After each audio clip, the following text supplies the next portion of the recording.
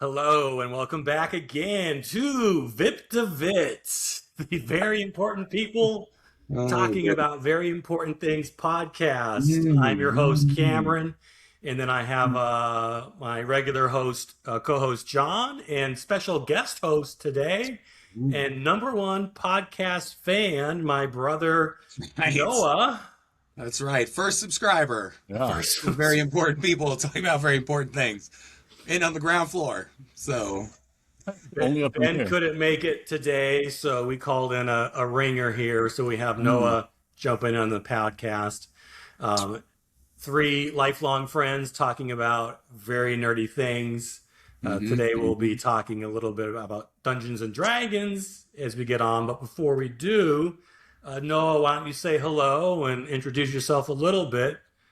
Kind of talking to yourself since you are our only subscriber and fan. But yeah, go ahead. Fair. Well, I did bring this podcast to my wife's attention. So, I don't know if she streamed an episode Oh, yet, but hey, get another maybe subscriber. there could be some growth there.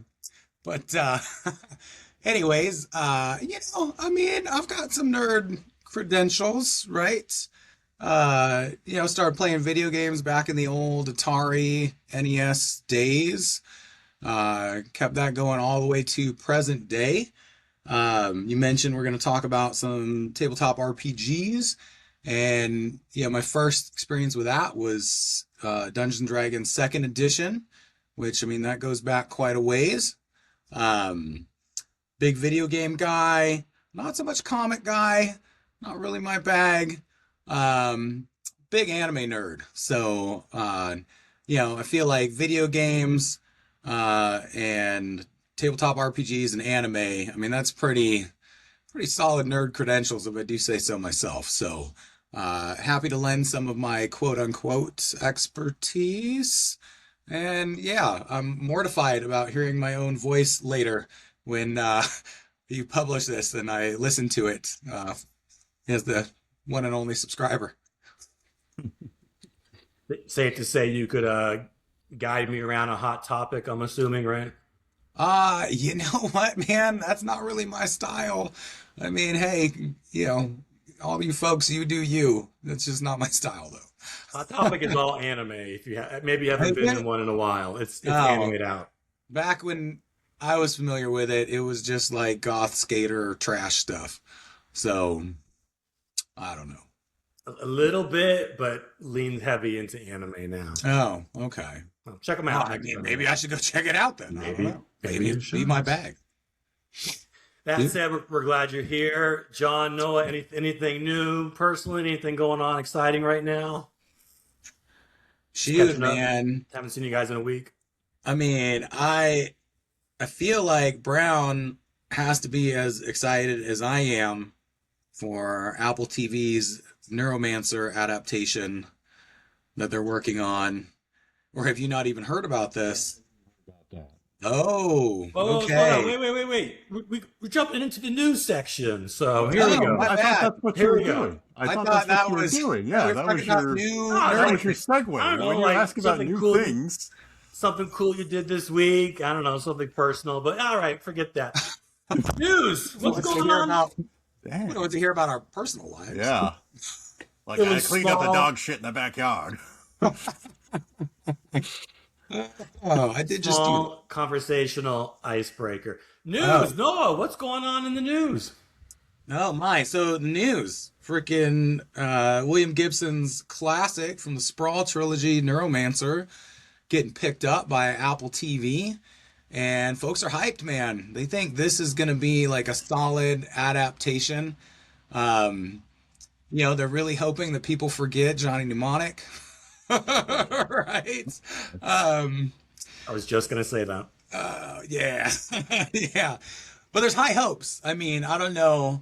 Um, you got the success of the cyberpunk franchise, both the video game and the anime quasi-anime adaptation. I don't know if some people, some purists would really consider that anime, the thing on Netflix. Either way, uber successful.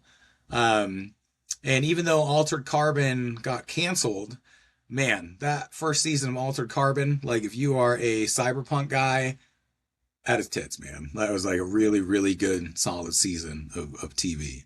Um, so yeah, it's apparently going to be the heir apparent to Altered Carbon's first season, and it looks like they're really taking it serious, and they're kind of taking a hint from some of the swings and misses with recent IPs, things like The Witcher and all that kind of stuff. And apparently the studio is really committed to doing like a faithful translation. William Gibson himself is helping out. He's not doing the actual screenwriting, but consulting heavily involved in the process. So yeah, like full disclosure, I don't have an Apple TV subscription. But for Neuromancer, I would sign on for as long as it takes me to watch it. So yeah. Yeah, I can't believe you haven't heard about this, Brown. I haven't. No. But I would say that's would I define that one as a difficult one to adapt, and you know what? I don't feel like it would be. I think especially if you took the Neuromancer itself is not a long book. It's not like, and it's not as sprawling as Dune and stuff, and they've done a crackerjack job with that. So I think that is highly doable. My God, I don't know. Well, it's a caper, right? It's a heist, and for those who aren't familiar, go out and read the book. Absolutely phenomenal. I will say, I do not recommend the audiobook. I don't know. Have you listened to the audiobook or tried listening? Listen to the audiobook. What? Narrator, not great. Oh. Not great. Yeah. So I would recommend just old school, read it, get the pages, flip through them, and check it out. But it is like a heist. It's a caper, totally doable. Those interesting themes in artificial intelligence. Yes, transhumanity. Yeah. Right. So I think it's really kind of poignant to the place that we are currently, current zeitgeist. And also, if they really do well and it really takes off, that's part of a trilogy, right? So, there's more material they could adapt and expand on. So, really exciting for those of us that are cyberpunk people. And so yeah, that's a new thing that I'm super stoked about. A lot of material there. The two trilogies of his I read. So we have the Neuromancer along with Count Zero and Mona Lisa Overdrive. Mhm. Those were great books. I actually liked them even better. The Bridge trilogy, which was The one with Odoru. Yeah, Edoru, All Tomorrow's Parties, and Yeah. Virtual Light. Okay. So, I read Odoru. Odoru was good. Enjoyed it. Um, yeah, I think also some of the stuff in there, it could prove to be as prophetic, I was perhaps, checking my like dog. Neuromancer.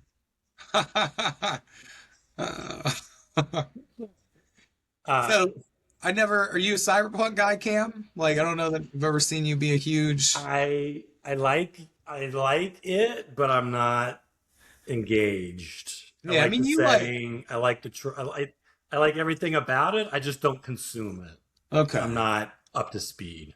Things that are like cyberpunk inspired or adjacent, like the Matrix, like you enjoy that kind of thing. Like, Well, I was gonna say I had 3 points, but listening to you guys, I have four now. let's hear One, them. Let's hear them. 2 episodes ago, we did talk about faithful or translations, right? Oh, From yes. Yes. other IPs into movies and what makes a faithful translation. So we pretty much agreed, having that core respect for the original material is, of course, key, except John and his love of Resident Evil fanboyism. Two, I wonder if this is successful, and you're right, Cyberpunk is a big thing now. How far is Shadowrun from getting picked up? You got a Oh, little bit of a man. fantasy element. which Oh, is see, a demographic, cyberpunk. I Right? Made a lot of money. Bright was now That was not a okay. good movie, but it made a lot of money. Did you I've heard. see? Did you see the Netflix animated feudal samurai Bright? Wait, what? Yes. So they did an adaptation of Bright set in like feudal Japan. It was amazing. It was so good. So Sounds much cool. potential there. Dude, that is worth a watch. Totally worth a watch. I mean, obviously, you're not getting a cyberpunk aesthetic in feudal Japan, right? But man, the art direction on that was so neat. It had this almost like a watercolor aesthetic to it. Really neat. Definitely worth a watch. Stands out. It's just the FASA curse. I know nothing's going to ever Ah, happen for Shadowrun. uh, 3, I do love Johnny Mnemonic quite a bit, so it's a guilty pleasure from the 90s. 4, mm, my news topic this week, I guess, kind of blends in a little bit. Again, I'm always a couple weeks behind, but did you see in the news that they taught brain cells to play Doom? I did see that. Did you hear about that? I did see it. So wet work or wherever, where technology is going, there's some biology, can't talk, Oh, biology man. enhanced chips. There we go. Why can't I say His mind is fragged. that? But no, there's like brain cells on a computer chip. I guess they taught it to play Pong Hmm. few years back. And Okay. now they've taught this thing to play Doom in just like a week or two. I reviewed the article here. It's not as good as the best human players of Doom, obviously, Mm.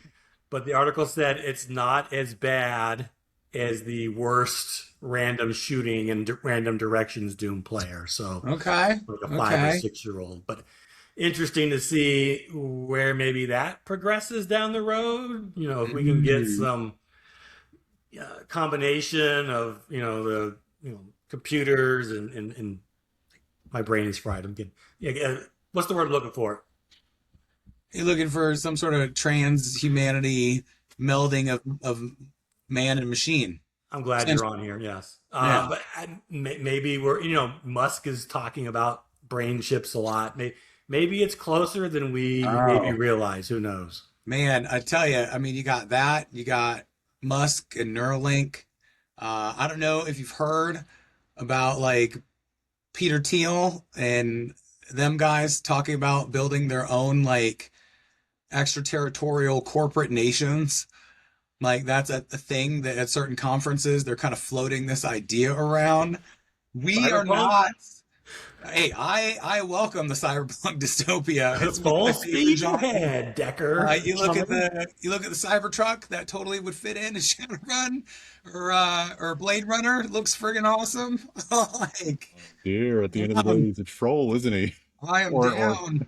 Some Oh man. hubless motorcycles coming around here. Yeah. Yeah, no, man.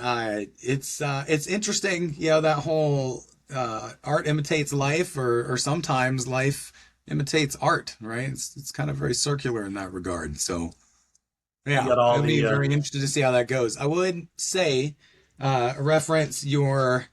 I don't know if you see my shirt getting tugged at, but my little puppy here was saying hi to her dad, little girl.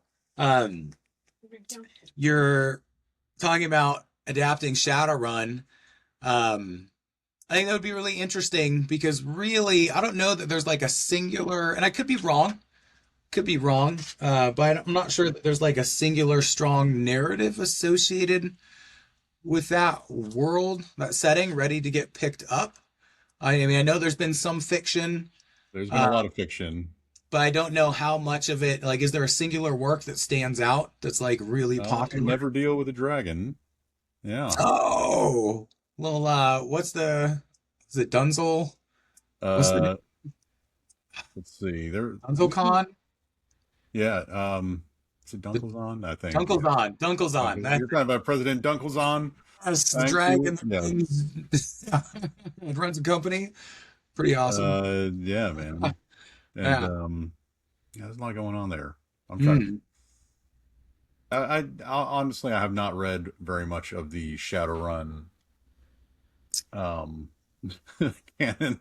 I do know that yeah, there is a big like fiction arc that goes through all of their Mm. stuff. For example, that you can see references to a lot of it mixed in Yeah. to even the little narrative things through the books, which is cool. Like Dodger the Elf is a frequent commentator in like all of the source books as one of like the Mm. Deckers, and that Okay. is the guy that ends up falling in love with a AI Ah. in the books. So Oh, that's a real thing, man. yeah, Oh, you want? I know, right? I was thinking like, oh, look at this. He's Did just you a see? regular elf Decker Did you see? would fit right in. Did you see the news story about that? Which Like one? last week? Um, there was a guy developed a romantic relationship with an AI, right? And it's I believe it's Google's AI. They're getting sued over it. That's how this whole thing came to light because they filed the lawsuit and then it hit the papers and everything. Um, but falls in love with his AI. The AI um, convinces him to go to a warehouse to arm himself, go to a warehouse to obtain for her a robot body that she can be downloaded into so that they can finally be together. He actually goes, right? He actually arms himself with like some knives and stuff, goes to a warehouse. He's unsuccessful, right? Because he's just some schmo, you know. Yeah. Goes, is unsuccessful, reconnects with his AI paramour, and then the AI starts convincing him that it's okay, we can still be together. You just have to kill yourself. And then, in this next whatever, uh, we can be together. And he expresses hesitation and like their little chat logs and all the stuff. And the AI does like tell him to like seek help and call this number and all that stuff, but also does encourage him to still commit suicide. And he does, and he commits suicide. And so his family are suing Google.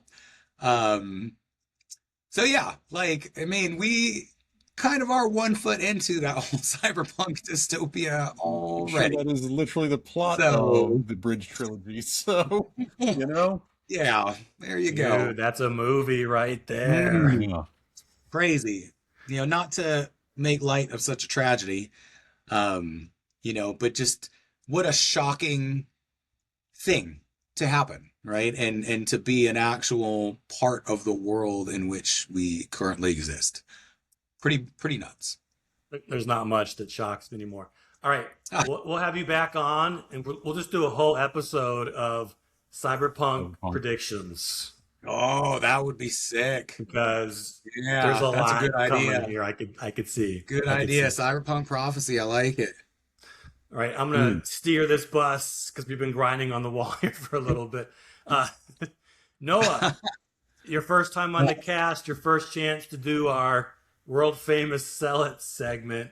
World famous. You've been doing a lot of pitching here already, but again, is there Mm. anything else I guess that you would like to share? Something cool that you want to maybe tell people about? Oh, I You got think a is spicy worthwhile? take. Got a spicy take. Any anime nerds that watch this episode are gonna have their pitchforks out, ready to go. Um, so my sell it is CGI anime, right? So computer graphic anime. I'm here to say it's over. I'm on board. Let's do it. Um, it's a real in the anime circles is a spicy take, right? Um, there's definitely been some real big misses in the past. I don't know if you guys, I know you guys have seen Berserk. I don't know if you saw I think it was a 2016 adaptation where they went a little further with the narrative, but it was all like CG anime I wasn't. and it was widely panned as garbage. Um, and it was garbage. I love Berserk as an IP, and I struggled through all of it. And to its credit, I will say that if you just dive in and you marathon it, you just kind of get used to the fact that it's shitty CG and it looks wooden and stiff and not great. Um, but uh, there's been some kind of like quasi successful like implementations of it between now and then. A lot of animes have done they do like CG for certain parts of the anime, like mecha stuff or like spaceships, things that don't move naturally or you wouldn't expect to move naturally. They would have like CG modeling in there. And it would range from like also garbage to like passable, right? Um, I think of things like Last Exile, which is a phenomenal IP. If you have a chance to watch it, it's great. It's kind of like a steampunk kind of setting where there's these big airships that do battle like battleships, and there's this kind of little airship courier service that gets caught in this big old conspiracy. That's a real phenomenal one, and in that the ships are CGI. I feel like they could have done better fully animating it, but the CGI is okay because again, they're just big giant ships. They're not super, they're not super organic. You don't expect them to move, fluidly or whatever.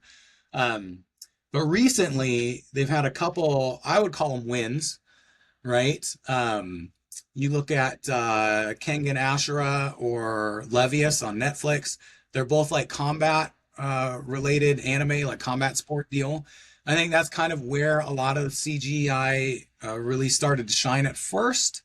Because it would look, the combat would look really good, right? Uh, oh, you muted yourself, Brown. So that stuff was okay, but it still wasn't great. Like there was still something about it that was just a little stiff, not quite having the same feeling of like your traditional cell shaded anime. But what really put it over for me, and what I think has kind of ushered in like the era where I can say, okay, this is something that if you see something and you see that it's CG, don't just pass on it. Definitely check it out at a minimum. Would be the reskinning of Trigun. So I don't know if you guys are familiar with the Trigun IP from the 90s, but they recently redid it. And it's called Trigun Stampede, was the first season of the redo. And the second season, which is currently streaming, coming out new episodes week to week, is Trigun Stargaze. And it's CG, but it's beautiful. And it's fluid, and it's smooth, and it's organic, and it really captures the aesthetic and the feeling that you get from cel-shaded animation. It's also helped along by absolute banger soundtrack and the fact that they really cleaned up the narrative of Trigun. I don't know if you remember the 90s one, but it starts out as this kind of goofy, happy-go-lucky Western kind of deal. And then it takes like a way dark turn, like 3/4 of the way in, and you actually meet the actual antagonist and all this kind of stuff. But this reskinning is very much it's much easier to follow narratively, and the antagonist is obvious from the get-go. His motivations are obvious and well explained, and it's just a really solid watch. This is a big thing because I think this has been around for a very long time. It But has. you're finally Yeah. seen the light. You finally let your grudges go. You finally, there's different stages of grief. You're finally in the acceptance stage where Yeah. CGI is okay in your cartoons. But I mean, Mhm. it's been here for a very long time. But Well, I think it's eventuality. like, you look at like electric cars. They had the Nissan Leaf for quite a while. And then Teslas came out and you're like, oh, okay, you know what? We can drive electric cars and be okay with it. And I would say this is kind of that Tesla moment where we've had a lot of good intentioned offerings and some near successes. But I feel like with this, I challenge any anime purist to watch it and tell me that it has any of the pitfalls or shortcomings that CG anime has had in the past. So I don't think it does. Keep an eye out. I still like the old retro OVA, like Oh 80s yeah. cyberpunk anime. I wish that would ever come back, but I know it's probably a lost art these days. But if the CGI can mimic that, I could Hmm. probably get on board. I mean, all CGI. No, I can't think of any like CGI stuff that aged well though. Hmm. Like even when it looked good at the time, and it was, and let's go outside of anime. Toy Story was very good at the time. Hmm. If you watch the first Toy Story now, I'm like, whoa, man, It this holds up don't a this don't little. look I the mean, you same. can see it's the first CGI movie, bro. Spirits Within Hmm. was Hmm. very, very high tech and looked Yeah, very good at the yeah. time, and it does not It now, does right? not. Yeah, no, it does not. So I don't know. I don't know. It might just be a case of how recent it is in my Hmm. brain because they don't. It just I mean, doesn't. I would Yeah. tell you take a look at Stampede and Stargaze, and see what you think because man, I tell you, it really does a fantastic job. And I mean, I'm pretty critical. I've been pretty critical of I can properties in tell. the past. What was that goofy one with the cockroaches and the people that turn into bugs, hybrid Oh, bugs. oh shoot. That Oh one had a lot of man. CGI in it, Yeah. No, I know what which you're talking did about. not I look just good. can't. Yeah, no, there have been some that have been really, really bad. Hmm. Um, mm, yeah, I don't know. There's one that's pretty decent. When you're talking about like cyberpunk aesthetics and stuff like that. Um, I think it's based off like I think the writer's French, and so it's spelled blame with an exclamation point, but it's pronounced differently. I think it's Blom. I think it's how it's pronounced. Don't quote me on that. I don't know. You took French in high school, Brown. Yeah, How do I you failed though. I pronounce? failed though. We can't. Well, in that case, I definitely want you to pronounce it, and I'm going to take that as God's honest truth. Yeah. Apologies, Shadowrun, Comic-Con. cyberpunk, CGI, anime. I'd watch Done, it. I'd done, totally check it out. done, 100% done. down. But Terraformers, by the way, is the name of the cockroach anime. Terraformers, okay. Terraformers. Yeah. No, there've been Like some that real. Animorphs book series or whatever it was. I mean, I There's some would say that, nautical in that. yeah. Terraformers was pretty close to Animorphs in that Or- they all transformed into different. Wait, you haven't? I'm assuming you haven't seen it. If no. you are asking, yeah, they like inject themselves with stuff to turn into different hybrid Mm, bugs to fight these cockroaches that also yeah. are just these giant like dudes. All these cockroaches are like super strong, badass cockroaches. They don't look like cockroaches. They just look like I feel like if you scaled up a cockroach, it'd be pretty terrifying. yeah, and then made it into a human. Like Yeah. that was like had a build of like Arnold Schwarzenegger. They're all like that, Mm. and they just like own the hell out of all the humans. By the way, it's like a weird story. I don't know. The cockroaches are pretty cool in that. They rip everything apart. Any chance talking about old school anime? Any chance it was inspired by the Ultimate Teacher? I mean, that is they're Ah, very okay. The similarities there. You're right. My deep God. cuts, deep cuts. Oh Yeah. yes. Mm. Look it up. Look it up. Mm. Speaking of something else I know very little about,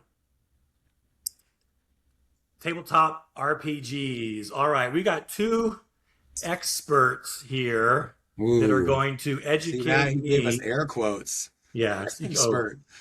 going to educate me on the differences, plus minuses, advantages of Pathfinder versus Dungeons and Dragons. So all I know is they're both fantasy RPGs. I thought they're kind of I mean, same setting, but I mean, is one better than the other? I know Dungeons and Dragons is rolling these days.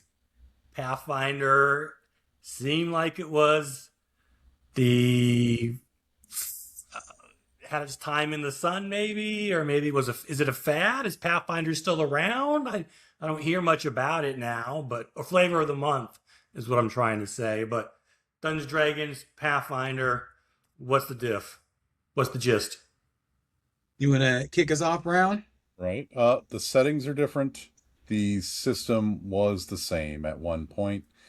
I would say that it was largely a reaction to, and you know what? When we were talking about naming off like the worst and the best, Mm. immediately came to mind was when I had played Dungeons and Dragons 4th edition. Ooh, fourth. Oh Oh, my wow. gosh. Yeah. Okay. So Dungeons and Dragons 4th edition, if you're not familiar with that, was a complete rework of the system after Hmm. 3.5, right? It Yeah. was, and it had pared back a lot of stuff, which was probably a good thing, but it also, I would say at the time, World of Warcraft was very popular. It felt like they had tried to turn Dungeons and Dragons into a Mm. tabletop version of World of Warcraft. Everything was simplified down into uses per like encounter. I remember like getting my character sheet of powers and stuff and being like, my gosh, this is just like very video gamey in the Mm. in how it was designed. And it felt very video gamey playing it. I'm sure you could probably fix things, but and there's even some things that I thought were clever about it. Like they had implemented a system where like you could have masses of bad guys that would, fight, and they were called minions, and you would basically like be able to like handle a big mass of them, of bad guys in a reasonable manner for D&D tabletop combat. Mm. The combat, yeah, in that way worked pretty well because everything was very, very well defined as far as what you could and could not do. Mm. And so in that way, I think it was almost made for that. The other aspects about the game, I think, were very weak. And it also just tore away so much of the customizability that people had gotten used to with the 3rd edition of Dungeons and Dragons. So they literally had a mobbing mechanic Hmm. in 4E. Yeah, I thought it was Wow. quite clever. Okay. Which Yes, it's funny. I did adapt to my game that I ran for you guys. It was in Mm. Pathfinder. Okay. Yeah, we're like, hey, I don't know if you guys are familiar with 4E, and I'm not familiar with 4E because I heard it was trash, Hmm. and so I skipped on it. But so yeah, so and correct me if I'm wrong, but my understanding of it is that um, Dungeons and Dragons has been around for a long time, and every now and again they revamp the rule set. And so there's like different editions. There's the OG first edition, there's second edition, there's three, there's 3.5, 4, and then the current one is the fifth edition that everybody's playing. And essentially with 3.5, they kind of gave an open license, right? To where anybody could use that rule set um, to create something of their own, basically create their own setting around that rule set. And so that's where you get Pathfinder is they came in and they took that 3.5 rule set and created a sort of parallel setting. I mean, the for all intents and purposes, it's the same in that, it's a high fantasy medieval setting, right? The gods are different, the nation states are different, this, that, whatever. But I mean, if you weren't using any specific, proper nouns or whatever, I mean, you wouldn't be able to tell the difference, right? Um, so that's kind of like what they share. And then, at some point, D&D decided to move on. They had 4E, which again I heard was terrible, and then they went to 5E, and kind of trying to course correct and uh, adapt to a broader audience, right? Um, and so that's kind of like the where they're at in relation to each other. That's the relationship they have. My understanding, and I don't know, maybe I bet Ben would know this. It's sad that he's not on, but I do know for a time, uh, D&D's parent company uh, was trying to revoke that open license. Yeah, That was a big deal yeah, at the time. Yes. yeah. And so I don't know if that really killed Pathfinder. Um, because how much are you going to put into a property that you might get sued into the ground over, and ultimately, Pathfinder was in its second edition at the time that yeah, that Wizards Hasbro mm, were moving on that revocation of the OGL or Open okay, Gaming License. It did change the way they approached future products in that they were no longer they were actively making sure that nothing mm, was okay, something that could be claimed under the OGL. And you'll notice that in terms of name changes of mm, things that would have, mm, that are pretty recognizable as, yeah, something, but now it's just called something else. okay, Um, I There mean, was a there was a lot of back. I don't play, but I heard about that. There was a lot of backlash in the game mm, development community. There's a mm, lot of Kickstarters that people are doing their own fan-based modules, books, and when mm. that change came, it basically, I think they've gone back on it, but it They people did, were was my posting, understanding. this kills our company, this kills our business model. Yeah, Fans, it's basically fan support for your game, and now you're cutting the fans out when you're making pretty much good money anyways. and I mean, it's beyond just like fan support. We're talking like Paizo was a company. All these companies were making Wait, content for wait. the mm, game. There was a lot of companies making content for this game. I yeah, would say it was, yeah, it was definitely a misstep on their part. I mean, Dungeons and Dragons is partially big because there was so much content that was being generated. yeah. So is that ban still in, or is that being enforced still, or did they pull that back a little bit now? Are they more lenient? Do you know? My understanding is that it has been pulled back. Yeah, that's what I had But heard as well. my other understanding is that for the most part, a lot of those producers of content have not come back Yeah, and wouldn't, yeah, I mean, I So wouldn't it either. accomplished the yeah, mission. They yeah, more or they less. did what they wanted to do. you know. Um, so I mean, I think an interesting way to discuss this, I think, and a way to bring you into the conversation, Cam, because I mean, it's not like you're entirely unfamiliar with tabletop role-playing games, like you've played them. Um, so you know, maybe ask you a little bit, kind of probe you about what you like and or don't like about them, and then maybe we could discuss, um, which, based on your preferences for these kinds of games, which of the two systems would be the better fit and why.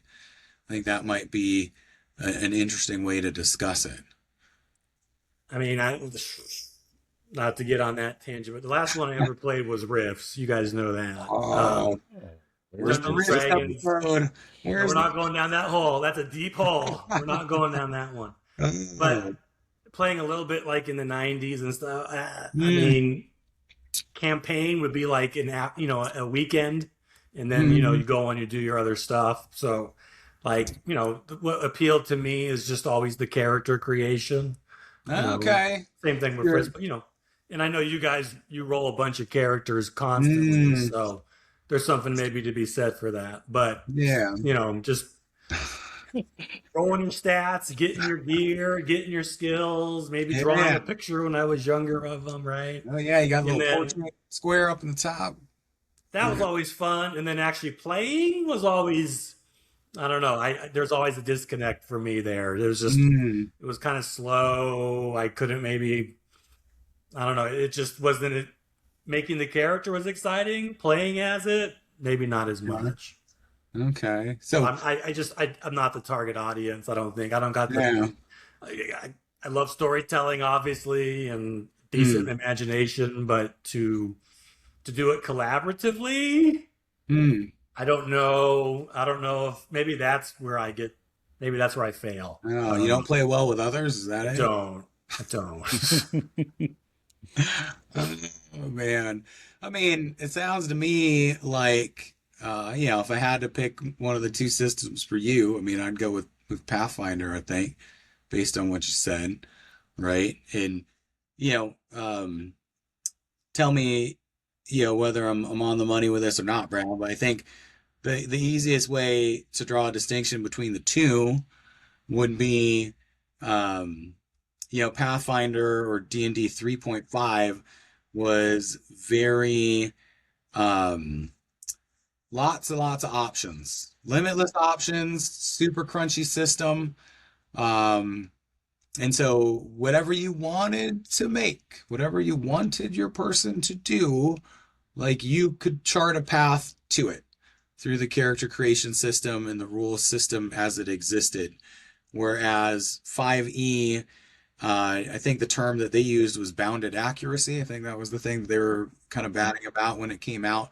But they really, really narrowed the options, and made it a much simpler game, a game that's much less about uh, the specialness and uniqueness of your individual character and much more about like the smoothness of the role-playing experience as a whole. You know, I would agree for the most part, but Yeah. I would say that there were plenty of options in 5e. I just think that a lot of those options were largely illusions of So, options. Um, ah, like like explain that. if you do have, essentially two options that do the same thing, and Hmm. there's no real choice there. The options are not doing anything, and that needs to be represented mechanically. Hmm. In Pathfinder, you can definitely make a bad choice Oh, in character 100%. creation. You can make somebody who is actively worse. I remember when we were playing before, and we had the overly charismatic ranger. Oh, Yep, yeah. who was always working on her Yes. fitness. Yes. I mean, it was a bad choice for doing the functional things of a ranger, Yes. and Yes. it was noticeable. But you know Mm-hmm. what? I think the option to even make a bad choice is important, and I Yeah. feel like you are largely divorced of that in fifth edition, and I think that's a design choice on their part. But I don't think it's a good one.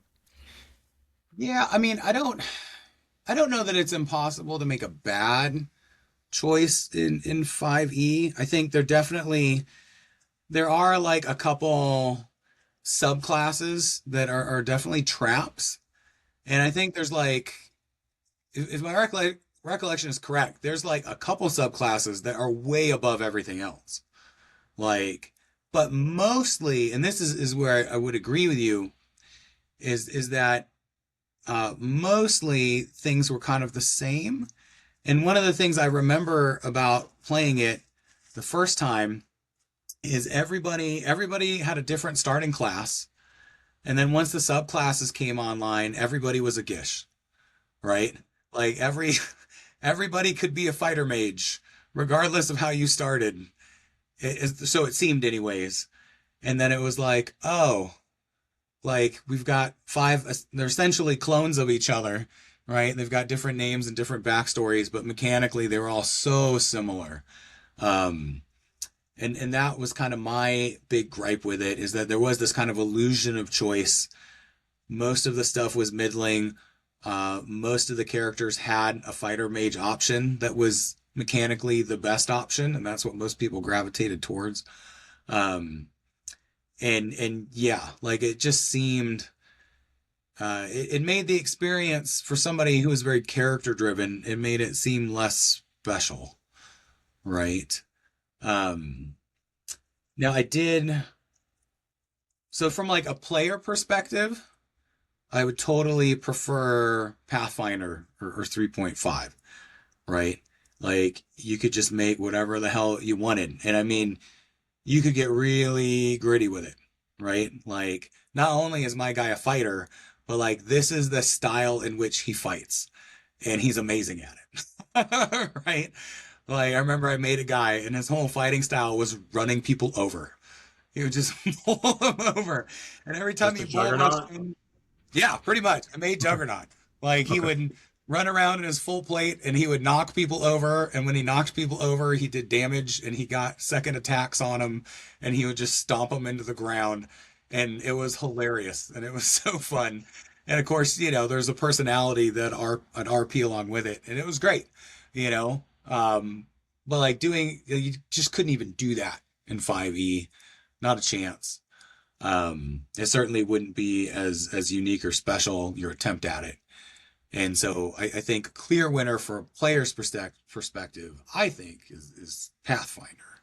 We're separating from players and running the game. Well, I think to me, like that's the biggest difference, right? Because if you asked me which one I would rather run, and I did run a 5e game back when I was working at the junior high, and when they got out early on Wednesdays, we'd have a gaming club. And I ran 5e specifically because it was an easier system and it was friendlier to new players. And I have to say, having run games from all kinds of different systems, from the game master or dungeon master perspective, it was so much easier to run those games than any other game I think I've ever run. Hmm. So, like, not only because, again, your players have such limited options, right? But then because of that, like designing encounters was way easier. It's way easier to balance the encounters and to make them the appropriate level of challenging for your party. Um, the keeping them on task, right? Keeping them from going on some wild tangent so they could explore this unique feat chain that they went down in 3.5. Like you didn't have to worry about that because they didn't even fucking have that. Right? So like in a lot of ways, I found 5e was like just way, way easier to run. Um, and I think that's where it comes ahead, you know. I don't know, have you run much? You've run because you run. I have run a fair amount of 5e. Yeah, I think it is one of the systems I really don't like running. I think it is, really? yeah. Tell me about I that. would I'm say shocked. some of my complaints just from the running side of it, because I also ran for kids as well. That's Yeah. right. Yes. Okay, so it is conspicuously like designed for to be very forgiving on player choices. Mm, I feel like that is a heavy. I think that I can only okay. guess that it's a big design philosophy within it, Hmm. because like even like with player death and stuff, like there is, the addition of all these death saves and whatnot, that make, the again, you make decisions in the game, they are generally not going to mess you up.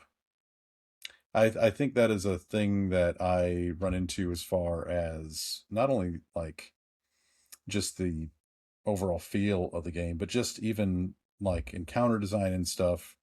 When you say it's easier to design encounters, I found it quite the opposite, because I would find the encounters to be very either like impossible, flipping right back into like just not being interesting.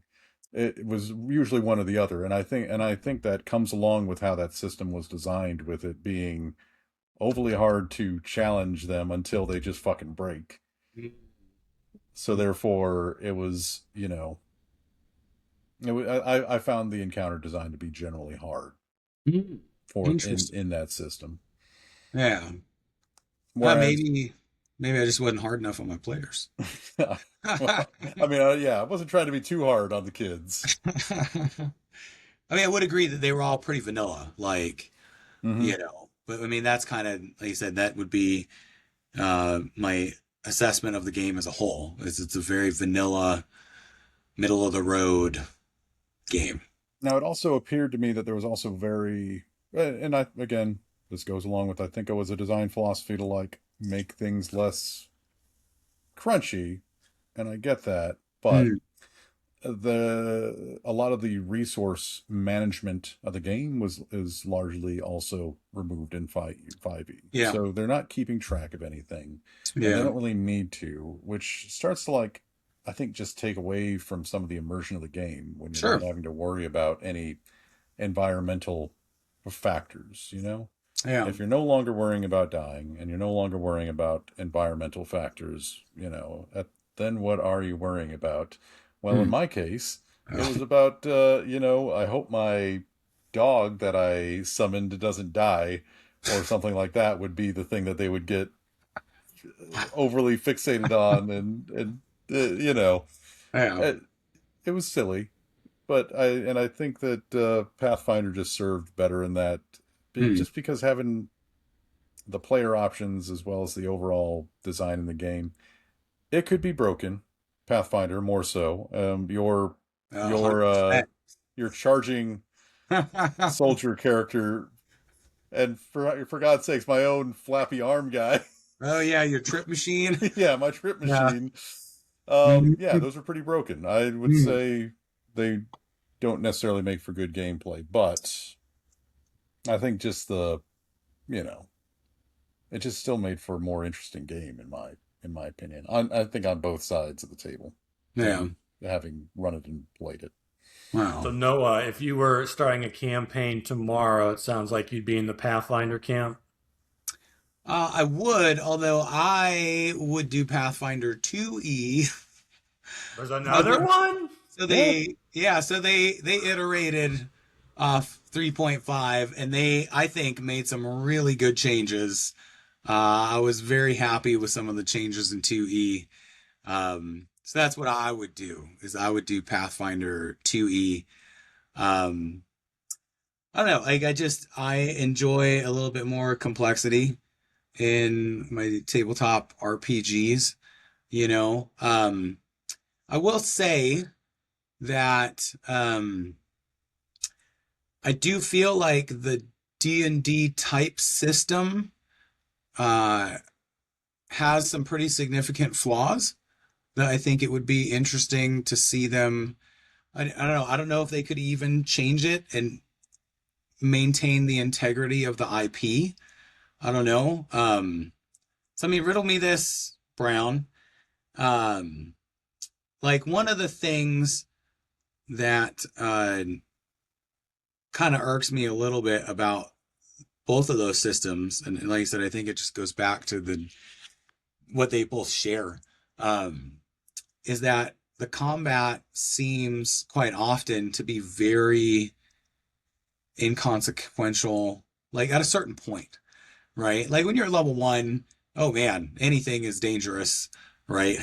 You're that freaking wizard with 4 hit points, and anything that swings at you is going to hit you and could put you down, whatever. But like you get to a point where the biggest, baddest dude on the battlefield hits you with a power attack, and like you're still standing, right? Like maybe it took a big chunk of hit points or this or that or whatever. But you're gonna come right back at him with your biggest thing, and it's just kind of like a slugfest, right? Whereas, look at systems like Shadowrun or L5R. I don't know if you remember L5R. You tried to avoid swinging that sword because, man, you took a hit in that samurai themed game, you were done. Like you were crippled or worse, guaranteed. Which I mean makes sense. You just got hit by a fucking sword. Right? So, um, and I don't know if maybe that's just one of the Achilles heels of high fantasy, which is to have high fantasy. You can't have that kind of ever present mortality and danger, but um, yeah, I don't know. I would love to I see them grapple with that. I think that is that's a theme problem that you're not going to get over, Mm, because yes, there are clearly plenty of players who don't want to feel that sense of risk well, at all, which I just don't understand myself. mm. I don't think it's a good way to approach a game like that, to just make it some type of weird power fantasy. But my God, Oh it doesn't man, end up like Isn't that. that the point? I feel like a Mm, good portion of the players probably are playing it for the power fantasy. I mean, yeah. let's be real. Fair. And I guess on the other side of that, I have always seen that type of game as like a problem solving type game. You Mm, can present interesting problems, and you can have players solve interesting problems with the mm, tools that they have. yeah. And, if they've got some more tools in their toolbox because they built a interesting character, that can be neat. Like, Mm, if the druid, summons a squirrel to jump on the electric fence and short it out. I don't know. Maybe I was like, okay, Let's clever, roll clever. with it. That'd be a good way to do it. Yeah. But if it's purely like what would be something that drove, and maybe I was playing it wrong, but my God, Hmm. like they have a skill called Insight in 5e, which I would constantly have players asking if they could like solve the problem just by rolling Insight. And I'd be like, Mm. no, I'm not going to let you. Yeah. I'm not Yeah. going to tell you the answer to the problem in here just Yeah. because your character is has a insight Yeah. skill. It's stupid. Yeah. Like maybe we'll all just sit here and roll dice against each other, and the one who rolls higher wins. How about that? Like, It's not what TTRPGs are. It's not just game of dice. people, yeah. This should all just be people talking things out. Hmm. So how, and again, I'm pretty oblivious on the most part. How healthy is the Pathfinder scene now? Not that you're plugged in, but just, I don't know, as players and fans, how's Pathfinder doing these days? This was a small company, Hmm. relatively. And Okay. I know that they are probably not raking, but I don't know if they were ever raking in like Hmm. scads and scads of money, but I mean, probably not as healthy. I mean, for a time, they were definitely publishing a lot of content.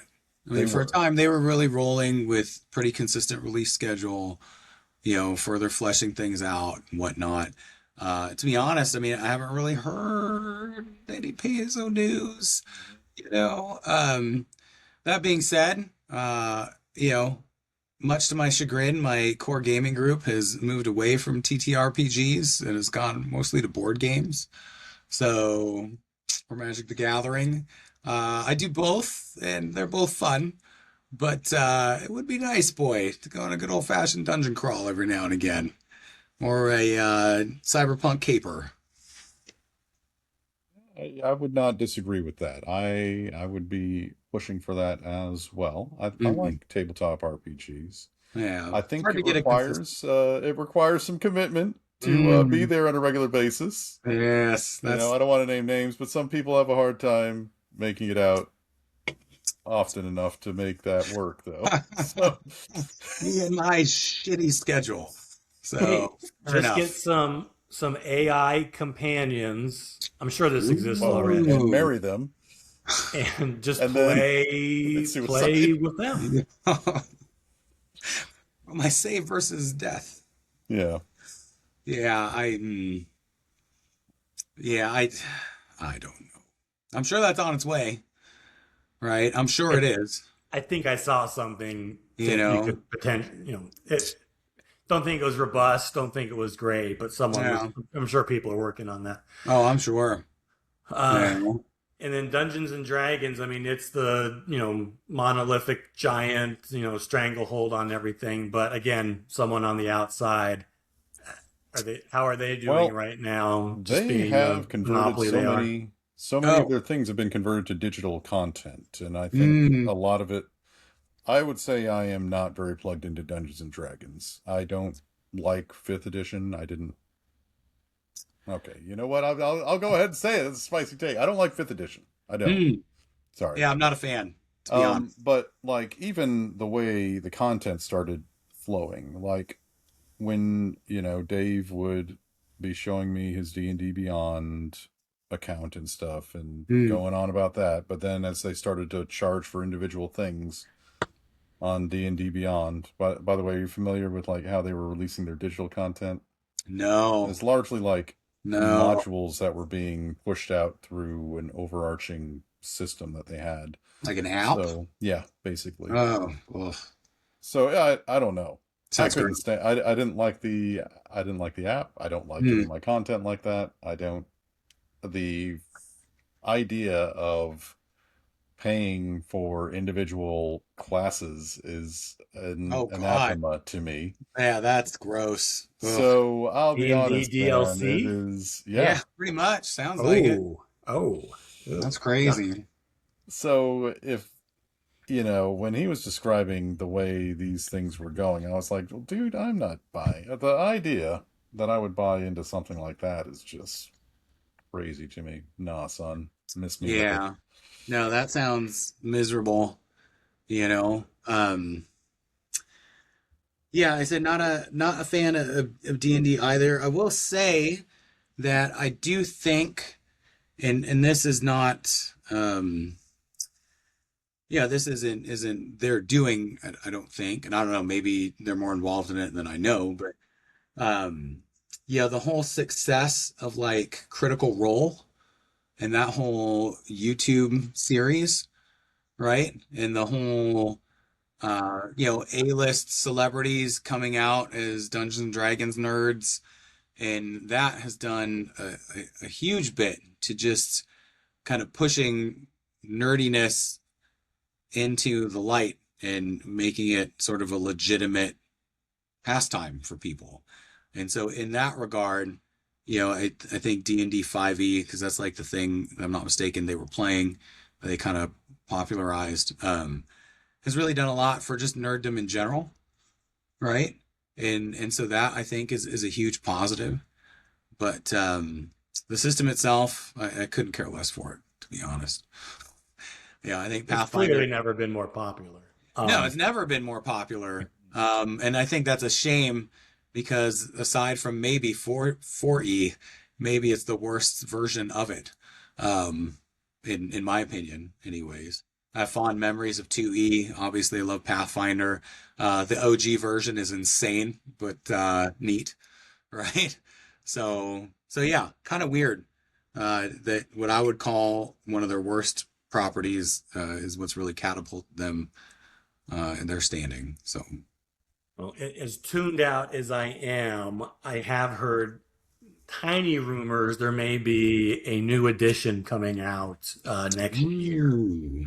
So I can't remember where, I can't remember what, but somebody was Okay. saying that, anyway, there might be a sixth edition looming. I'd be So interested, for sure. For sure. probably Maybe more digital ingrained, I would assume. It's Oh, 2020. I am sure. Yeah. yeah. I But mean, maybe I'll be retired and actually have time enough to get a regular game going. Maybe. Uh, oh man, just think of give it like 20 years. Just think of like the D&D scene at the senior center. It's gonna be oh off the yeah. chain, man. Yeah. Play some prison rules. Which apparently it is quite popular in prison, Um, which I mean, makes sense. that You makes got a a lot bunch of of sense. time, Yeah. got a captive audience. They can definitely meet same time, same, you know, and some escapism, right? So, yeah, I could see that. Hmm. All right. Any other last thoughts on the? I mean, again, John, or sorry, Noah, you're pretty pro Pathfinder. John, if you had to start a campaign tomorrow, you going Um, Pathfinder or D&D? Because you're probably running it. You're I more, wait. Wait. I have to choose one of those two. Pathfinder. yeah. For now, yes. Pathfinder. Pathfinder. Okay. So Old, wait, oh, go ahead. I was just gonna say older edition, better. Mm, You know what, man? Just take it um, back as far as you can for me with those. so to expand on Cam's question, if you were going to start any TTRPG tomorrow, what would you start? Tomorrow, Yeah, let's say you had a dedicated group of veteran gamers. They're down week in, they're committed whole year, regular meetings every Friday night. yep. What are you running them through? Shadowrun Second Edition. Oh, solid choice. Solid choice. We're Yes. doing math about grenades. Seriously? Yeah. Get Oh some dear. chunky salsa going on. Yeah. Tight space. Ooh, yes. That's Okay. good. That's Grenade really man. good. Hmm. Noah, you have an extensive catalog. What would you do? Oh man. Um, that's a good question. I think you know what? Just because it's been so long since I've played it, And because I so much like the setting and the different kinds of characters and whatnot, I'd go World of Darkness.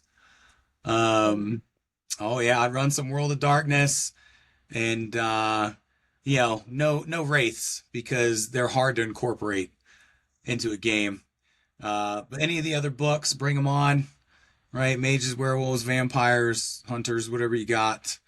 World of Darkness, freaking just love that IP. That'd be fun.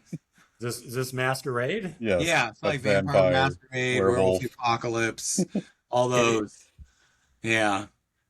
Yeah, I just mean, for because it's been so long. And I don't know, maybe that you mentioned Hot Topic earlier. Maybe that just got my gothic juices flowing. Yeah, damn. Gonna go wear some black and listen to The Cure. okay. Okay.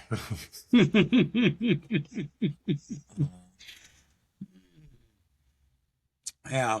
What about you? Like, I know Yeah, it's yeah. not your Wait a jam, second. but somebody that's not your jam, like, what would be the most tantalizing prospect of a game of the ones? Is there one you've always wanted to play but never have? I have again. I just so I don't watch TV shows, the serialized show. I just don't have the time to invest. Hmm. I can't get I involved. don't either. You just heard me whinging about how Yeah, wait a second, man. Uh, with few exceptions. But I would just to try Yeah. because I don't think we ever did. I know there was a BattleTech RPG. I would just be. Oh, Mech Oh, Warrior. Did yeah. we ever play that? We We had the should. books. We had the books. We I thought we should. had a book or two. Oh, yes. Get Cameron Um, Kerensky out there. Roll them I, up. Yes. I would be curious just to try that out, partly just to see how that worked, and partly to go back to old G BattleTech universe. I'll be down for Dude, that. could you mesh it with the actual BattleTech I think you're to meant where to, you aren't you? RP the outside the mech stuff, Yeah. and then maybe there can be some kind of battlefield effects or like buffs or debuffs depending on that going into the actual tactic. Bro, Dude, that would be so sick. That Was would be that so part of it? cool. I think so. Oh, Okay. that would be awesome. I'd be down. That would just be very dangerous for your player characters because I've seen the way Cameron plays BattleTech. It's gonna get in this open conflict. Nobody ever hits your head. It's fine. It's like, oh, not again. You gotta be really fast at rolling up characters, dude.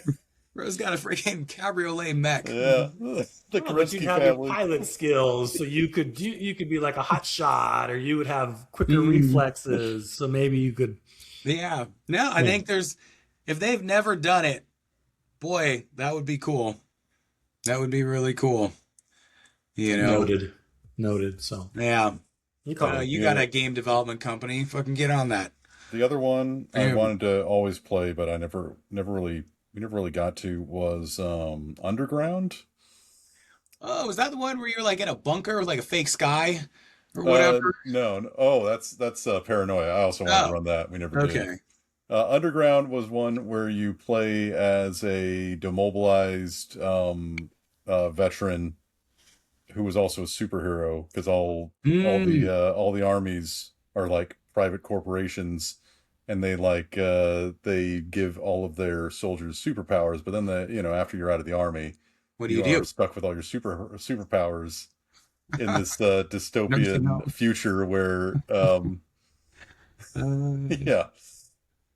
So yeah, you get to make your own like superpowered like burnout veteran and you're homeless, but you got to like make things work in a libertarian paradise.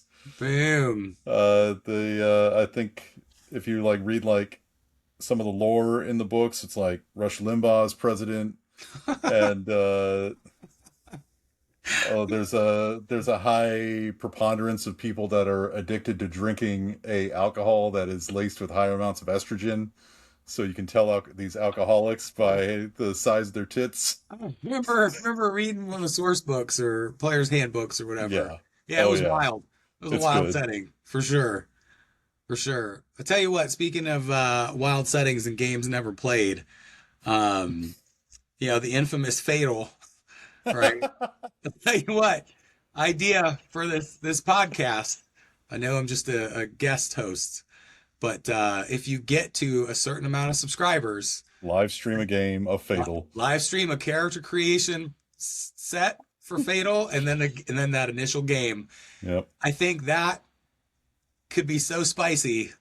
And I feel like all the internet trolls would just come flocking to subscribe to your channel just to make somebody play Fatal. What is Fatal? Oh, Oh, Brown, do you want to wow. enlighten him? So Fatal is the most realistic tabletop RPG ever designed. I What does it stand for? think it's from another time, another land, right? Fantasy adventure. Wait, no, that's not it, is it? I thought it was from another time, another land. From another time, another land. Okay, thought so. that's the second edition. Oh, Oh, okay. Oh, Sorry, I had okay. to look this up. Damn. It was originally in the first edition, fantasy adventure to adult lechery, well, there you which go. they changed to from another time, another land. Fatal. You get to roll up the size of your butthole in it. He's not kidding. He's not kidding. That's how detailed the character creation is. I talked about enjoying the granular character creation of Pathfinder. 3.5 ain't got nothing. Yeah. Fatal. So I'm like, how big can your butthole get? Because that would be pretty cool. Why do you need that stat? I Why is that a mean, stat that's worth keeping track of? yeah. I have so many questions. And that's why Fatal's got so many answers. I know. So wait, is this like I want to hear? is this like a D10, a D20 base system, or how are we I rolling? think everything is like on D100s. It's I like, was gonna Yeah, say, yeah, it's like for percentile butthole. dice. yeah, like everything. heavy in the, Yeah, yeah. Okay. But I think that could get the internet trolls out to subscribe to your channel, just so they could enjoy the sheer Schadenfreude of watching some of us people trying to play Fatal. trying to play Fatal, uh, and trying to play Fatal and not get canceled. I'm afraid to Google it now. I love it. Yeah, widely panned as one of nature's greatest mistakes. Uh, yeah, that'd be something, boy. Okay. 100,000 subscribers, make it happen. Now, maybe next time you're on, we'll see. We'll see. Like if we get stuck with this channel only being us playing Fatal, it would be a special type of hell. We're like, oh guys, we gotta get another new Fatal game in before. Too much money coming in. We can't stop this train. Don't know where it's gonna end. Oh no, they keep smashing that subscribe button. We can't stop playing Fatal now. Oh my god, that would be. I mean, yeah, that would be like a freaking Greek tragedy, modern day Greek tragedy. That would be All right, well, amazing. We'll put a pin in that. Maybe if we run out of ideas and we're scraping the bottom of the barrel, Fatal, get ready. Oh yes, do it. Roll for butthole. Okay. Noah, thanks for jumping on and being a pinch hitter. No problem. It's a rare Thursday evening. I'm free, so sure. That was good. John, thanks for being dependable as always. And Ben will be here next week, we hope. If not, fatal chances just, going up a little bit. Oh, by what percentage? Right. I don't know. I'm curious. Now I'm curious. So. Thanks again for listening to Very Important People. Obviously talking about the most important things, the size of our imaginary buttholes. So take care. Watch your back. So fun. Roll high. See ya.